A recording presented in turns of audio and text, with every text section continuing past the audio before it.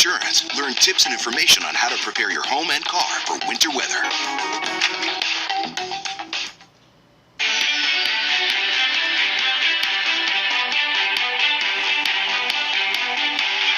Good morning, Toronto. 7:23 on this Thursday. Good to see you. We're four wide here on the couch. This is Breakfast Television.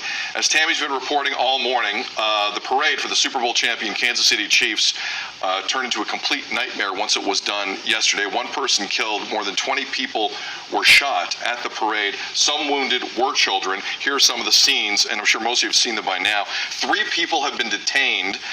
1 million people were downtown at the parade. This is a city that knows how to throw a downtown parade. They did it a year ago. Players were technically on stage when the shooting broke out.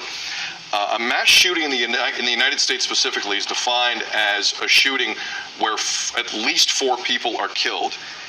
This is the 48th mass shooting in that country, and we're 47 days into 2024. Wrap your head around that. We'll have much more on this as it becomes available. Tammy and the news team have it completely covered. As someone who worked the Raptors parade in 2019, I know a lot of people's memories kind of went quickly back to that. I was there for that. Now, 4 people suffered non-life-threatening injuries in Toronto that day in that shooting. Not the same thing. Thankfully, it wasn't as bad. But I looked at that, Tam, and I was like, yeah, that's. I've seen that type of chaos to a certain extent. I know you were working the event too. Yeah, so I was up at the front all morning long, all day long, right next to the stage when the shooting broke out. I didn't hear the shooting at all because it was on the other side of Bay, but you could tell the tone definitely shifted immediately. And once we were able to get some more word that this had happened, I thought about the people who were out there trying to find their loved ones in that scatter, because even me as a journalist at the front, I had some room, some space. Me trying to call police just to get information to get out there, because we were live at the time, just to put that information out, impossible. The signal was gone. Couldn't send emails, couldn't call. And then you're boxed in kind of like a sitting duck and thinking, what's going to happen next? I feel for all of those people. I remember walking home and seeing just like a random shoe here and a purse there, just like the aftermath of people trying to run for their lives because they had no idea what was going on. We were locked in. I was part of the Sportsnet broadcast and the city broadcast. We were locked. I'm literally seeing people getting trampled, down, leaning over. We can't go anywhere. Everyone's told get down. I turn to my right. Adrienne Arsenault of CBC is like on her phone. She's not flinching. This is the type of experience she has. But I've never experienced something like that. So we're all on the ground. And there's a lot of people in Kansas City being criticized, specifically police, for maybe how that was handled yesterday. There were 600 local cops in and around that area. But the one thing I'll always take away from the Toronto event, I don't care how many cops you have there. There were Secret Service at the Toronto event because Trudeau was on the stage. If people are going to try and do something, they're going to do something. And honestly, for an event that size, look, one day the Leafs are going to win a Stanley Cup. One day the Jays are going to get back there. One day the Raptors, I can guarantee you one day the Raptors with Masai running it, he's going to get back there. Unless I am told to go to this event because I am working the event on behalf of Rogers or City or anyone else, I am not going. Like that, an event of that size is giving me certain feelings.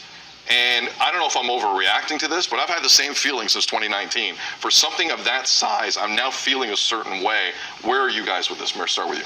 Well, I mean, and you're feeling that certain way, and we're in Canada, you know, and the laws are still on our side in that way. I mean, in the U.S., I just don't know what it's going to take for them to actually revisit some of these gun laws, because, I mean, you said that stat. I mean, it's the 48th shooting, and they're 47 days. These are children that are being injured, and now we're seeing it replayed over and over again on social media. I mean, thank goodness for some of the bravery and some of the people who were there. I mean, we saw just pedestrians, people at the parade tackle one of the shooters. I mean, but to now see that kind of crowd, and for the first response there not to be celebration, but for it to be fear, really shows where we're at in our society. I get where you're coming from with not wanting to be in that world, in that kind of environment again. I was 16 when I first saw a shooting happen, and it was on Yonge Street. It was during Caravana weekend, and someone died, and I was there. while I was trying to help that person live. That doesn't go away. And, and I haven't really talked about it in a long, long time, but as we're talking about this, that's what came up. What year was this again, Davis? Oh my gosh, I was 16, so we're talking like almost 30 years. Forgive me, I thought you said 2016. You were 16. I was 16 Sorry. years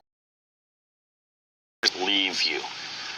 So I understand what that does to you when you're in that scene. To all those people that were there that close to it, it is scary. But you think about what you just said. There's a lot of people in this country that have never seen a gun before. And there's a lot of people in America who carry one each and every day. And it is very easy to access it when you go to different states. I've been fortunate enough to travel a lot, and I see it. And it's like, man, how is this your day-to-day?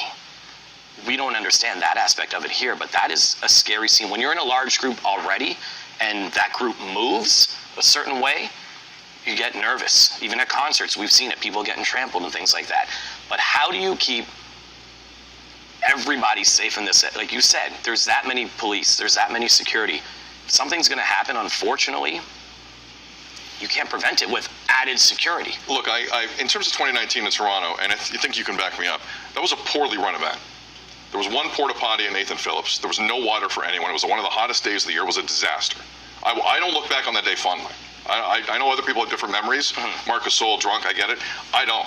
That was not a good moment for the city. But in terms of police doing what they can, like if someone wants to do something dumb, they're gonna do something dumb. I'll end it with this. I was watching MSNBC yesterday covering this. The second a congressman from Missouri was put up from Capitol Hill to comment, I changed the channel immediately. I'm done with the political talk. I am done with the lack of understanding. I am done with the thoughts and prayers. People in the United States of America now have to protect themselves. I don't know what that means. If it means avoiding events like that going forward, whatever that means, because those politicians are not going to help you, a Democrat or Republican. And there's Democrats too who are also protecting people. Don't get it twisted. Anyway, so I think that's what I took away from that yesterday, and it was a hell of a moment. And Tammy and the news team, they're on this. Any more developments from Kansas City, we'll have them here on Breakfast Television. News update coming up. Mark McAllister of City News coming up. More on the city budget, which was finalized yesterday, and plenty more here on BT.